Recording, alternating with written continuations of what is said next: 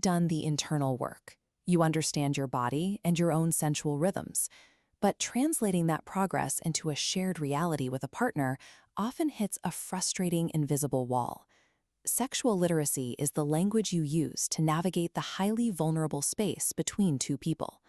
This diagram illustrates the biological stakes of that vulnerability. When the wrong word is spoken during intimacy, an alert signal flashes in the amygdala, the brain's threat center. This acts as a literal neurological break, instantly severing the vibrant pathways that drive the pleasure response. Once the amygdala triggers that fight or flight reaction, physical climax becomes virtually impossible. It does not matter what kind of physical stimulation is applied. If the brain senses a threat, the body shuts down. Mastering bedroom dialogue is a strict physiological necessity. You must curate a safe environment to protect your brain's capacity for orgasmic release. Before looking at the mechanics of this dialogue, there is one vital prerequisite to changing your bedroom dynamics: proactive transparency. When discussing your sensual health, frame the journey as a commitment to shared excellence and a vibrant life together. Being explicit about your intentions removes defensive barriers right out of the gate. It signals to your partner that they are entering a safe, collaborative environment rather than walking into a critique session. By framing the bedroom as a laboratory for mutual exploration, you proactively disarm performance anxiety long before any physical intimacy actually begins. To maintain that safety, we have to conduct a verbal toxicity audit. This means permanently excising specific psychologically harmful phrases from your vocabulary. We start with trap 1, creating deadlines. When someone asks, "Are you finished yet?" or "How much longer?" pleasure immediately turns into a chore, and the partner suddenly feels like a burden. The fallout from a ticking clock is severe.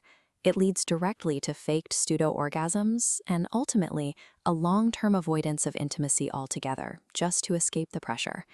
Then we have trap 2, ego attacks and the shame cycle. This centers on comparative phrases, like saying a previous partner did something better, or asking why they don't like a technique that everyone else liked. Looking at this psychological safety gauge, we see what happens when comparison is introduced. The baseline safety signal abruptly spikes into a red defense state. This is the sentry reflex, an involuntary defense mechanism that destroys the mental security required for climax. Secondary ego attacks follow the same pattern. Accusations like, "Is that all you can do?" or "It feels like you only want me for sex," ignore biological realities and usually serve only to mask personal insecurities. Relying on these pressure and comparison traps guarantees an end to the flow state. It turns the bedroom from a space of mutual growth into a courtroom of judgment. Malicious phrases are obvious, but well-intentioned over-communication can be equally destructive. We call this trap 3, the flow disruptor. Think of the woodpecker inquest, where a partner asks, "Does this feel good? How about now?" This visualization compares two distinct states of processing. On the left, a smooth, continuous wave represents the sensory mind experiencing physical pleasure. On the right, notice how the wave becomes jagged and broken. That is the analytical mind taking over the moment a verbal interruption occurs. Constant verbal questioning pulls a partner out of their bodily experience. Instead of feeling sensations, they get trapped in a loop of analysis and evaluation. Rather than building a deeper connection, this kind of verbal interrogation quickly becomes a source of extreme irritation.